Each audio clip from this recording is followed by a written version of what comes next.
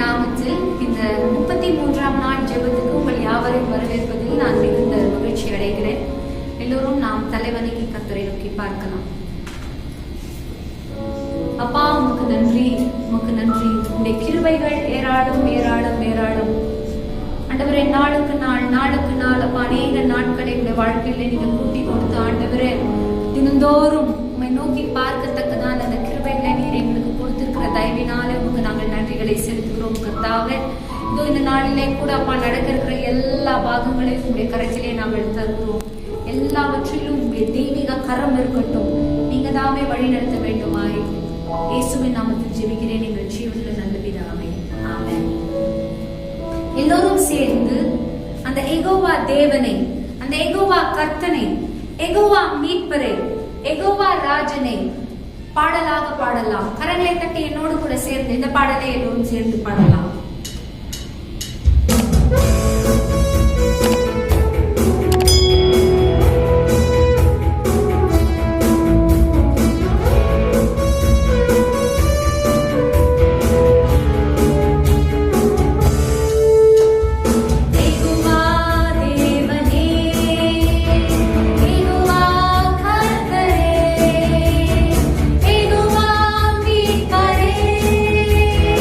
Ego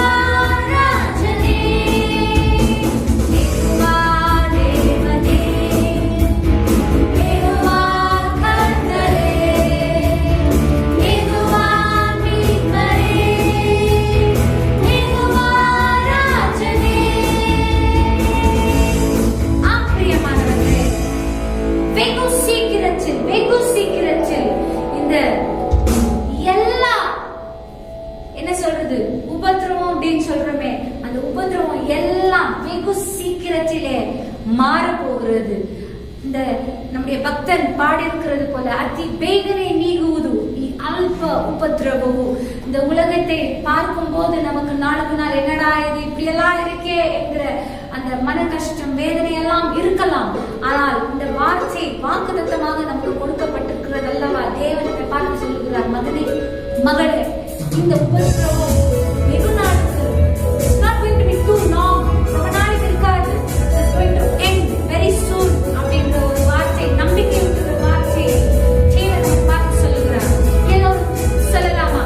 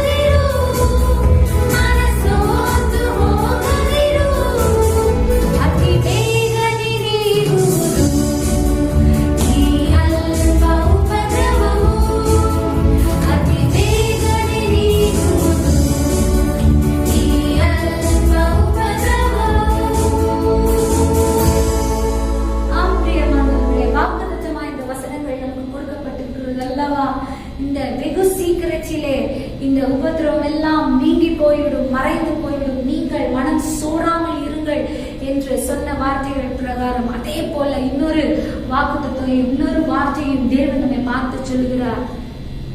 உன்னை நான் மறக்கவே மாட்டேன், உன்னை நான் கைவிட மாட்டேன், உன்னை விட்டு விலக மாட்டேன் என்று தேவன் நம்மை பார்த்து சொல்லுகிறார்.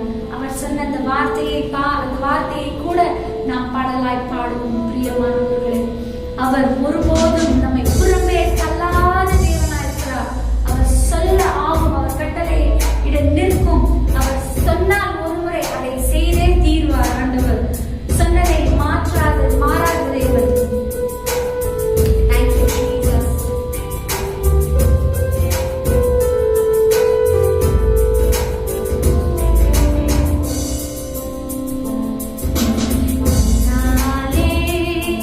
நீ மறக்கப்படும்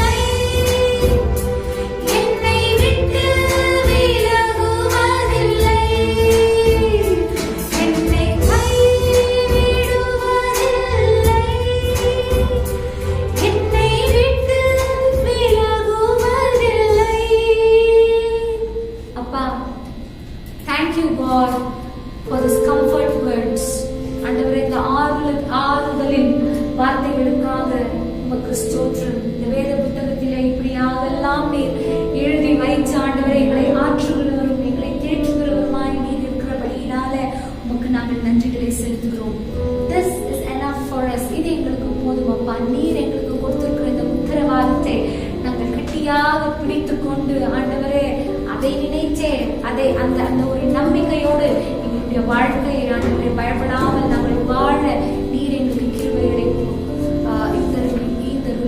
ஆண்டவரை ஸ்தோத்திரம். தொடர்ந்து மீதுள்ள பாகங்களை நீங்க பொறுப்பெடுத்து வழி நடத்துமாறு இயேசுவின் நாமத்தில் ஜெபிக்கிறேன் ஜீவனுள்ள நல்ல தகப்பனே, ஆமென். கர்த்தரை துதியுங்கள், அவர் நல்லவர், அவர் கிருபை என்றும் உள்ளது. ஒவ்வொரு நிமிஷமும் அவர் கிருபையினால் நாம் வாழ்ந்து கொண்டிருக்கிறோம். 33வது நாள் இந்த மாலை வேளையில், சாயந்தர வேளையில் உங்களை சந்திக்க தேவன் கொடுத்த கிருபைகளுக்காக ஸ்தோத்திரம். எத்தனை பேர் ஆசீர்வதிக்கப்படுறீங்க? ஒரு ஃபோன் பண்ண மாட்டேன்றீங்களே, ஒரு என்ன தவிர மற்ற சகோதர சகோதரி 1-2 பேர் தான், அது கூட விட்டுறாங்க எல்லாம். அப்படி நல்லா இருக்குதா? கர்த்தர் பேசுறாரா? கர்த்தர் இடைப்படுகிறாரா? உள்ளத்துல ஒரு தொடுதல் இருக்கா? மெய்யாகவே தேவன் மகிமை நம்ம உணர்கிறோம்னு சொல்லி பிரைஸ் தி லார்ட் ஒரு வார்த்தை சொல்ல மாட்டேன்றீங்களே, உங்களுக்கு தெரியலையா? என்னத்துக்கு இந்த ஐயாவுக்கு சொல்லணும்? ஓகே, நோ ப்ராப்ளம், என் தேவாதி தேவன் இருக்கிறார். ஆனா நாம் எதை செய்தாலும் அவருக்கு மகிமையா இருக்கணும்னு இருக்கு, அதை நாம் செய்து கொண்டிருக்கிறோம்.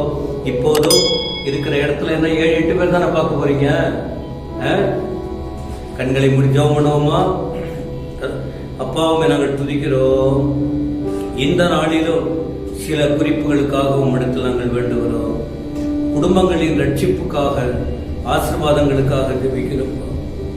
கணவன் ரட்சிக்கப்படட்டும், மனைவி ரட்சிக்கப்படட்டும், பிள்ளைகள் ரட்சிக்கப்படட்டும், குடும்பத்தில் உள்ள எல்லாரும் ரட்சிக்கப்படட்டும். அவர்கள் பின்மாற்றமான நிலைகள் மாறட்டும், அவருடைய பாவ நிலைகள் மாறட்டும், அவங்களுடைய கோப நிலைகள் மாறட்டும், அவருடைய வாழ்க்கையில் உள்ள பிரச்சனைகள் மாறட்டும்.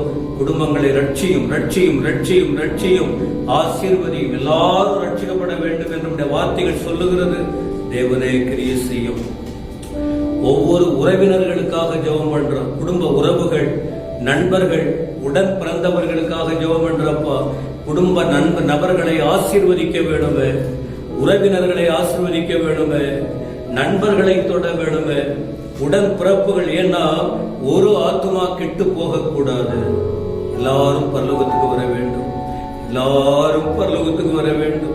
உராத்தரமா கலவா ஷண்டூலரவாதி யாத்துரி கரபரபர உரபலபலபலபி கூரதரமி நபி ஷேகலவாதி யாத்துரி கரபல ஷண்டரமதர கரபரபர.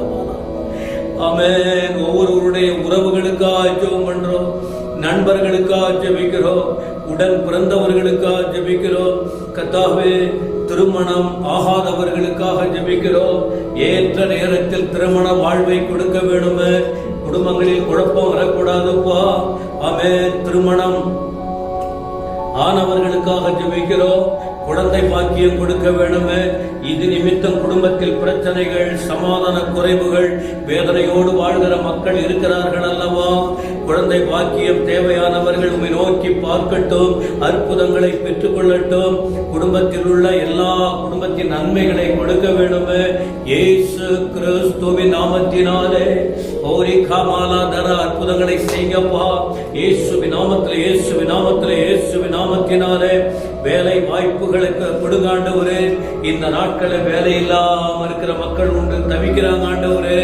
எங்க வேலைக்கு போகுது? ட்ரெயின் இல்ல, பஸ் இல்ல, வசதிகள் இல்ல. கிட்ட இருக்கிற இடத்துல கிட்ட இருக்குன்னு சொன்னா வேலை இல்ல, தூரம் போகணும்னா பயம், பிரச்சனை. அற்புதங்களை செய்ய வேண்டுமே, வழிகளை திறக்க வேண்டுமே. தொழில் முன்னேற்றங்கள் அடையட்டும்பா. தொழில் அதிபர்களுக்காக ஜெபிக்கிறோம். ஒரு சின்ன தொழிலோ, சிறு தொழிலோ, பெரிய தொழிலோ தொடங்குறாங்களே, அவங்களை ஆசீர்வதிங்க. அவளுக்கு நஷ்டம் வரக்கூடாது, கஷ்டம் வரக்கூடாது, இழப்புகள் வரக்கூடாது. ஆண்டவர் ஆசீர்வதி. தொழில்களில் முன்னேற்றம் வரட்டும், தடைகள் மாறி போகட்டும். எல்லா விதமான இடைஞ்சல்கள், தடைகள், மற்றவர்களால் வருகிற பொறாமைகள் மறைந்து போகட்டும். அற்புதங்கள் நடக்கட்டும். எல்லா ஜனங்களுக்கு ஒரு அற்புதங்களை செய்யும் அப்பா. எல்லாரும் ஒரு முன்னேற்றமான நிலையில் கடந்து வரட்டும். இந்த நாளிலும் படிக்கிற பிள்ளைகளுக்காக நாங்கள் செபிக்கிறோம்ப்பா. காலேஜா இருக்கட்டும், ஆரம்ப பள்ளி பாடசாலையா இருக்கட்டும், ஸ்கூல் ஃபீஸ் கட்டுற பிரச்சனைகள்லாம் இருக்குது. எப்படி எப்படி கொடுக்க போறாங்க தெரியல, வாடகை எப்படி கொடுக்க போறாங்க தெரியல, இப்படி பல பிரச்சனை இருக்கு. பிள்ளைகளை ஆசீர்வதியும், ஃபீஸ் எல்லாம் கட்டுவதற்கு குடும்பங்களுக்கு ஒரு அற்புதங்களை செய்யுங்கப்பா. ஸ்தோத்திரம். இந்த நாட்களை நாங்க பார்த்துக்கிட்டு இருக்கோம், நிறைய வெள்ளம் ஆண்டவரு. எங்க மாநிலத்துல, கர்நாடகாவுல, கேரளாவுல, பீகார்ல, அஸ்ஸாம்ல, பல இடங்கள்ல, தமிழ்நாட்டுல 10 நாள், 15 நாள், 18 மாவட்டம் மழை வெள்ளம் வருகிறது என்றெல்லாம் சொல்லிக் கொண்டிருக்கிறார்களே. இயேசுவின் நாமத்துல வெள்ளத்துக்கு எங்கனால இடம் இல்லப்பா. அதனால டெங்கு ஃபீவர் ஆண்டவரு, அதனால வைரஸ் பாதிப்பு, ஜனமுடைய நிலைமை நாளுக்கு நாள் படு மோசமா போய்கிட்டு இருக்கு. நீங்க இரக்கம் உள்ள தேவன், நீங்க இரக்கம் உள்ள தேவன். ஜனங்களுக்கு இரக்கம் பாராட்டும், ஜனங்களை கண்ணோக்கி பாரும். நீ எல்லாரையும் நேசிக்கிற தேவன், நீ எல்லாருக்கும் விடுதலை கொடுக்கிற தேவன், நீ எல்லாரையும் ஆசீர்வதிக்கிற தேவன். இந்த நாட்களில் எப்படி கிடக்குறாங்க ஜனங்க தெரியலப்பா. சரியான சாப்பாடு அவங்களுக்கு இல்ல. எங்களுக்கு எல்லாம் சாப்பாடு கொடுக்கறீங்க ஆண்டவரே, எங்களை எல்லாம் அற்புதமா ஆதரித்து நடத்தி கொண்டு இருக்கிறீங்கப்பா.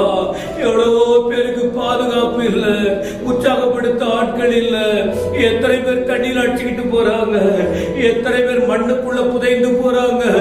எவ்வளவோ குடும்பங்கள் கண்ணீரோடு பாரத்தோடு இருக்கிறாங்க ஆண்டவரே. அவளுக்கு இரக்கம் போராட்டம். மருத்துவமனையில வீடுகளில் இருக்கிற பிள்ளைகளுக்காக ஜெபிக்கிறப்பா. மருத்துவமனையில சுகவீனமா இருக்கிறவங்க, வீடுகள்ல அடைக்கப்பட்டு இருக்கிறவங்க, வசதி குறைவுள்ள மக்களுக்காக ஜெபிக்கிற ஆண்டவரே. இயேசு கிறிஸ்துவின் நாமத்தினாலே தகப்பனே இறங்கும் இறங்கும் இறங்கும் இறங்கும் ஆண்டவரே. வசதி குறைவுள்ளவங்க நிறைய பேர் இருக்காங்கப்பா. எல்லாருமே பணக்காரவங்க இல்ல, எல்லாருமே ஐஸ்வர்யவான்கள் இல்ல, எல்லாருமே வீட்டுல வைத்து கொண்டு வாழ்கிறவர்கள் அல்ல. டெய்லி போய் இந்த மளிகை கடைக்கு போறவங்க இருக்காங்க. தினமும் போய் தங்களுடைய தேவைகளுக்காக கொஞ்சம் கொஞ்சமா கையில காசு கிடைக்கும் போது போய் வாங்கிட்டு வர்றவங்க இருக்காங்க. சில வீடுகள்ல குழந்தை வச்சிருக்காங்க, அவங்களுக்கு வாங்கி கொடுக்கிற பொருட்களுக்கு அவங்க கையில காசு இல்லாட்டவரு. வயதானவங்க வீட்டுல இருப்பாங்க, அவர்களை திருப்திப்படுத்த வாய்ப்பில்லாத சூழ்நிலை. இப்படி பல போராட்டங்கள், பல விதத்தில் கஷ்டப்படுற மக்கள் நாடில் எங்கள் மாநிலத்துக்காக ஜெபம் பண்றாண்டவரு. கர்நாடகா மாநிலத்தை ரட்சிக்க வேணுமே, கர்நாடகா மாநிலத்தை அசைக்க வேணுமே, கர்நாடகாவில் ஆண்டவர் கிரியை செய்ய வேணுமே ஆண்டவரே. வட கர்நாடகாவிலே ஆண்டவர் தம்முடைய கரத்தை நீட்டி அற்புதங்களை செய்ய வேணுமே. கோலார் மாவட்டத்தை சந்தியும். கோலார் மாவட்டத்தில் உள்ள 6 தாலுகா, 6 எம்எல்ஏ, 1 எம்பி, 14 லட்சத்துக்கு மேல் இருக்கிற மக்களை ரட்சிக்க வேண்டுமே. இயேசு கிறிஸ்துவின் நாமத்தினால் கிராமத்தில் இருக்கிற தலைவர்களுக்காய், மெம்பர்ஸ்களுக்காய், வாழ்கிற மக்களுக்காய் வேண்டுகிறோம். பட்டணத்தில் இருக்கிற மக்களுக்காய் வேண்டுகிறோம். எல்லாரும் ரட்சிக்கப்பட வேண்டும். ஒரு ஆத்துமா கெட்டு போக கூடாதுப்பா. அரசியல்வாதிகளுக்காக ஜெபம் பண்றோம், முதல்வருக்காக ஜெபம் பண்றோம்ப்பா, ஜனாதிபதிக்காய் வேண்டுகிறோம், எல்லா அமைச்சர்களுக்காய் வேண்டுகிறோம், எல்லா தலைவர்களுக்காய் வேண்டுகிறோம், எல்லா கவுன்சிலர்கள், எம்பிக்கள், எம்எல்ஏக்கள், எல்லா விதமான மேயர்கள், தலைவர்கள், அதிகாரிகள், காவல்துறை, மருத்துவத்துறை, இப்படி சகல சகல சகல மக்களுக்காக வேண்டுகிறோம். கர்நாடகா மீது விட வல்லமை இறங்குவதாக, கர்நாடகா மீது இருக்கிற சாபங்கள் ஒழிவதாக, எல்லாரும் ரட்சிக்கப்படட்டும். 6.25 கோடி மக்களும் ரட்சிக்கப்பட வேண்டும். ஆண்டவரே சமூகத்தில் துறப்பில் நின்று கதறுகிறோம். எல்லாரும் இயேசு தெய்வத்தை அறிந்து கொள்ளட்டும். மூளை முடுக்கெல்லாம் கிரியை செய்யும். எல்லா கிருமிகள் ஒழிவதாக, எல்லா பாவங்கள் மாறுவதாக, எல்லா தீமைகள் மறைந்து போவதாக, எல்லா பிசாசின் கிரியைகள் ஒழிந்து போவதாக. ஓ ரீமா ஹந்தா கா ராமாசியா ரீபலமா நம காத்து ராமா நாக்க ராமா ஷேகரே ரீபலபலபல தூ ரக்கந்த ராமா ராது ராமாரா. ஒரு ஆத்மா கெட்டு போக கூடாதுப்பா. இந்துக்களை ரட்சிக்க வேண்டுமே, முஸ்லிம்களை ரட்சிக்க வேண்டுமே, பெயர் கிறிஸ்தவர்களை தொட வேண்டுமே. எல்லா ஜாதி, எல்லா மொழி, எல்லா மக்களுக்காக நாங்கள் பாரத்தோடு ஜெபிக்கிறோம். ஜாதி ஜனங்களை அசைக்க வேண்டுமே. ஆண்டவர் கிரியை செய்யும், கிரியை செய்யும், கிரியை செய்யும். பிரியமான மாற்றத்தை உண்டாக்கும், பெரிய மாற்றத்தை உண்டாக்கும். எங்கள் ஜெபங்களை கேட்டதற்காக ஸ்தோத்திரம். நாங்கள் வெளிப்படையாய் பதிலை பார்க்க போகிறோம். தேவனே உமக்கு நன்றி நன்றி நன்றி நன்றி. இதுவரை காத்ததற்காக ஸ்தோத்திரம். ஜெபத்தை கேட்டீர். துதிகர மகிமை நீர் ஏற்றுக்கொள்ளும். இயேசு கிறிஸ்துவின் நாமத்துல ஜெபிக்கிறோம் பிதாவே. ஆமென் ஆமென். அன்பானவர்களே, இன்றைக்கும் பாரத்தோடு நாம் ஜெபித்திருக்கிறோம். ஒவ்வொரு நாளும் ஏறக்குறைய ஒரு 10 குறிப்புக்காக ஜெபம் பண்றோம். இந்த 10 குறிப்பும் ஜெபம் பண்ணும் போது ஒரு அரை மணி நேரத்துக்கு மேல ஜெபம் பண்ணலாம். நாங்க கொஞ்ச நேரம் தான் உங்களுக்கு இந்த வாய்ப்பு கொடுக்கிறோம். எங்களோட சேர்ந்து நீங்க ஜெபிக்க. கர்த்தர் ஜெபத்தை கேட்கிறவர். மாற்றங்கள் வந்து கொண்டே இருக்கிறது. பெரிய காரியங்களை கர்த்தர் செய்ய போகிறார். இந்த நாளிலும் ஒரு 10 நிமிஷம் மட்டும் யூதா எழுதின பொதுவான நிருபத்தின் 16ஆம் வசனத்தின் 3வது ஒரு வார்த்தை. கடந்த 2 நாட்களாக 2 காரியங்களை பார்த்தோம். இவர்கள் யார்? யூதா தன்னுடைய நிருபத்தில் எழுதுகிறாரே, இவர்கள் யார்? ஒன்று, இவர்கள் முறுமுறுக்கிறவர்கள். 2வது குறை சொல்றவங்க, முறையிடுறவங்க. இன்றைக்கு 3வதாக ஒரு வார்த்தை சொல்ற. யூதா எழுதின வார்த்தை தான் என்ன? இவர்கள் இச்சைகளின்படி நடக்கிறவர்கள். நடக்கை, நல்ல வழியிலையும் ஒரு மனுஷன் நடக்க முடியும், கெட்ட வழியிலும் ஒரு மனுஷன் நடக்க முடியும். பக்தியாய் ஒரு மனுஷன் நடக்க முடியும், பக்தி இல்லாமல் ஒருவன் நடக்க முடியும். பாவத்துல ஒரு மனுஷன் நடக்க முடியும், பரிசுத்தமாக நடக்க முடியும். 1 பேதுரு 1ஆம் அதிகாரம் 15-16 வசனத்தில் எப்படி ஒரு மனுஷன் நடக்க வேண்டும் என்று பேதுரு எழுதுகிறார். அவர் பரிசுத்தம் உள்ளவராய் இருக்கிறதை போல நாம கூட நடக்கைகள் எல்லாவற்றிலும் பரிசுத்தமாய் வாழ வேண்டும் என்று எழுதுகிறதை பார்க்கிறோம். ஆனால் இவர்கள் பாருங்கள், இவர்கள் அந்த பரிசுத்த வாழ்க்கை இல்லை, ஒரு உண்மையான நடக்கை இல்லை, ஒரு நீதியான நடக்கை இல்லை, ஒரு நேர்மையான நடக்கை இல்லை. அப்படியானால் இவர்கள் என்ன? இச்சைகளின்படி. இச்சைனா தான் விரும்புகிற ஆசை, தங்கள் இச்சைகளின்படி நடக்கிறார்கள். யார் என்ன இச்சைங்கிறது அது அவ்வளவு நல்ல வார்த்தை இல்ல. ஆனா அவங்க விரும்புறபடி, அவங்க மனசு என்ன சொல்லுது அங்கதான் போறது. அவங்க என்ன யோசிச்சுட்டாங்க அதை தான் செய்வது. அது நல்லதா இருக்கட்டும் கெட்டதா இருக்கட்டும்.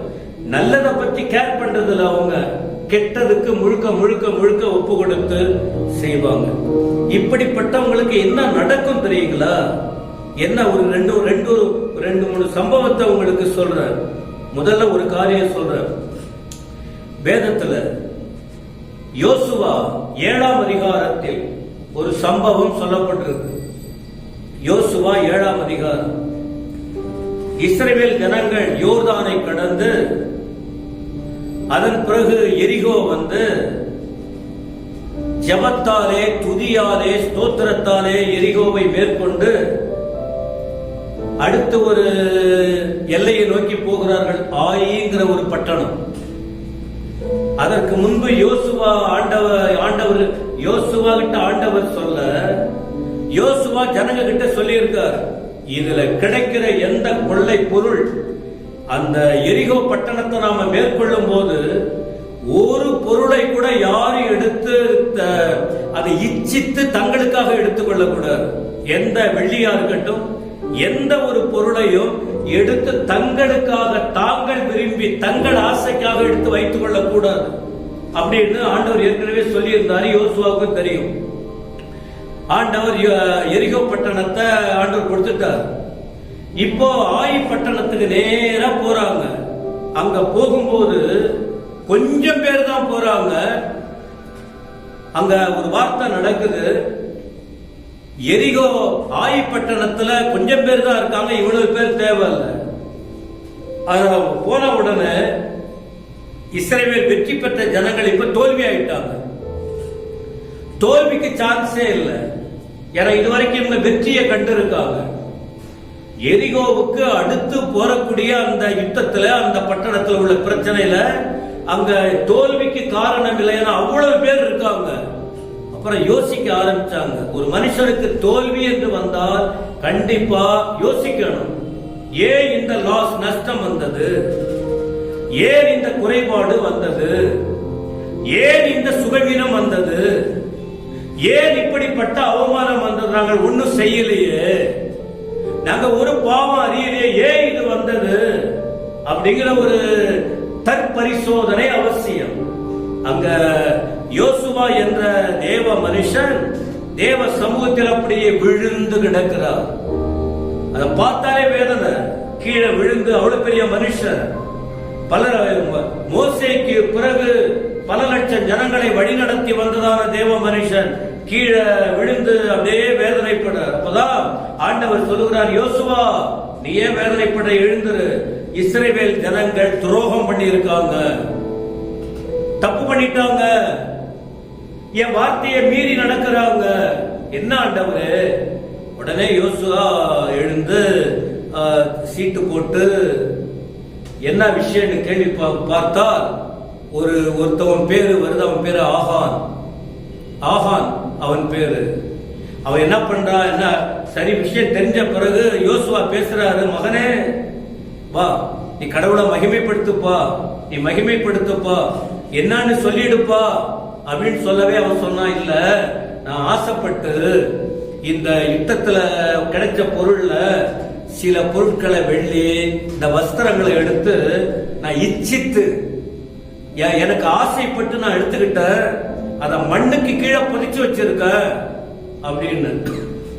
இது கடவுளுக்கு விரோதமான செயல். என்ன கவனிங்க. ஒரே ஒரு மனுஷன் தான், யாருக்கும் தெரியாம எடுத்த காரியம்தான், ஆனா தெய்வத்துக்கு தெரிஞ்சிச்சு. மனிதர்களுக்கு தெரியாம இருக்கலாம் எந்த ஒரு காரியமும். மனுஷன் பேசுகிற விஷயமோ, மனிதன் யோசிக்கிற காரியமோ, மனிதன் செய்கிற காரியமோ, அந்த ரங்கத்துல பண்ணா கூட கடவுளுக்கு தெரியாதுன்னு நினைச்சுக்க கூடாது. யோசுவாவுக்கு தெரியல, யோசுவா ஒரு மனுஷன், கூட இருக்கிறவங்களுக்கு தெரியல மனுஷங்க. ஆனா தேவாதி தேவனுக்கு தெரியாதது ஒன்றுமே இல்லை. அவர் சொல்லிட்டார், யோசுவா இதான் விஷயம். அப்ப அந்த மனுஷனுடைய நிலைமை பாருங்க.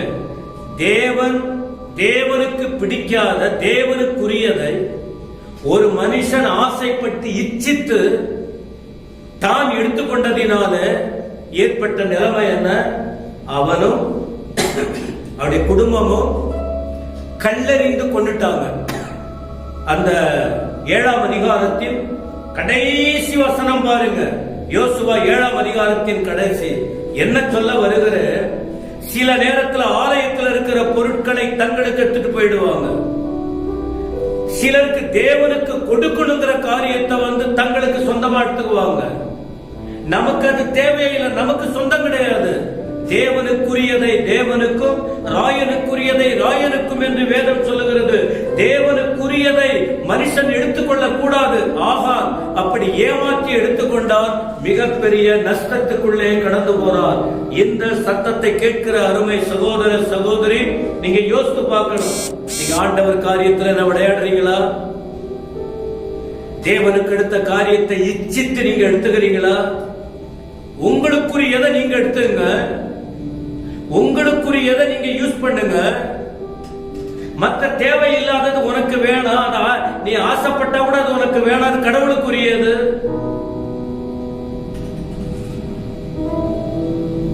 ஒன்று யோவான் 2ஆம் அதிகாரம் 16ஆம் வசனத்தில் யோவான் எழுதுகிறார்.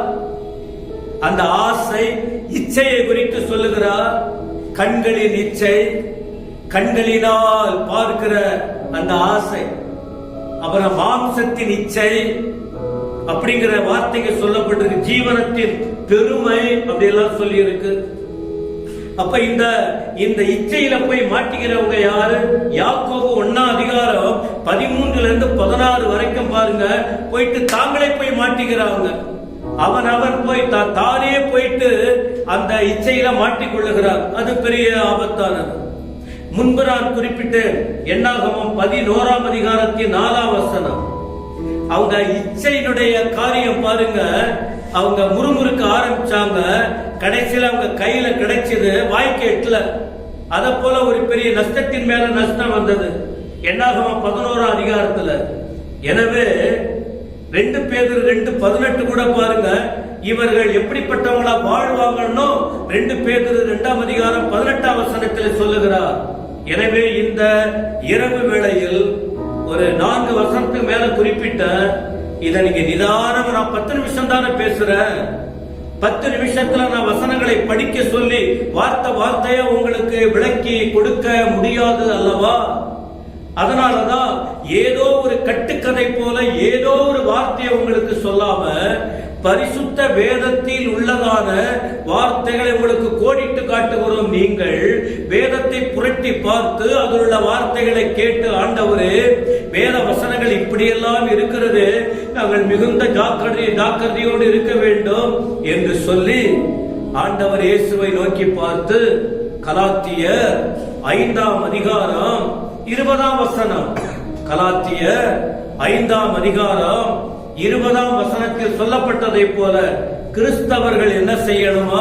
அவங்க தான் அந்த தேவனை அறியாதவங்க, அந்த வசனத்தை மறுதலிக்கிறவங்க, கடவுளுக்கு விரோதமா வாழுறவங்க, இந்த உலகத்தையே நம்பி இருக்கிறவங்க, தெய்வத்தின் சத்தியத்துக்குள்ள வராதவங்க எப்படி வேணாலும் மாத்திக்குவாங்க, எப்படி வேணாலும் செய்வாங்க, எப்படி வேணாலும் பேசுவாங்க, எப்படி வேண்டுமானாலும் மாறி விடுவார்கள், எப்படி வேண்டுமானாலும் போயிட்டு கடைசியில பனிஷ்மெண்ட் தண்டனையை அனுபவிப்பாங்க. நீங்களோ அப்படி இல்லாமல் ஒவ்வொரு நாளும் வசனம், ஒவ்வொரு வாரமும் வசனம், ஒவ்வொரு மாதமும் வசனம், தொடர்ந்து ஆண்டவர் உங்களோடு பேசிக் கொண்டிருக்கிறார், ஆண்டவர் உங்களோடு இடைப்பட்டுக் கொண்டிருக்கிறார், ஆண்டவர் உங்களை தொட்டு கொண்டிருக்கிறார்.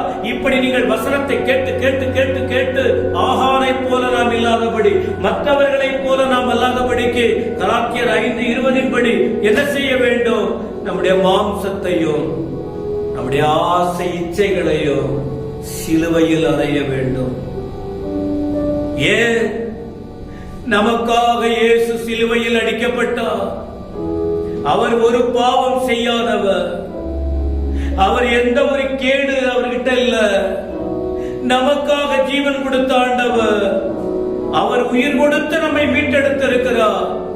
எனவே மற்ற தவறாய் போகிற இந்த உலகத்தின் ஆசை, உலகத்தின் மேன்மை, இதை நம்பி போகிற மக்களை நாம் பின்பற்றாதபடிக்கு நமக்காக வந்து, நமக்காக வாழ்ந்து, நமக்காக சிலுவையில் மரித்த, நமக்காக ஜீவன் கொடுத்த இயேசு கிறிஸ்துவை பின்பற்றி நம்முடைய ஆவி, ஆத்துமா, சரீரத்தை ஆண்டவருடைய சமூகத்தில் ஒப்பு கொடுத்து, என் ஆசையெல்லாம் நீங்க தான் ஆண்டவரு, என் ஆசையெல்லாம் நாங்க ஒழிக்கிற ஒப்பு கொடுக்கிற ஆண்டவரு, எங்களை மன்னிங்க பாட்டு சொல்லி உண்மையான உள்ளத்தோடு நீங்க ஒரு சொட்டு கண்ணீர் விட்டு அழுது ஜெபம் பண்ணுங்க.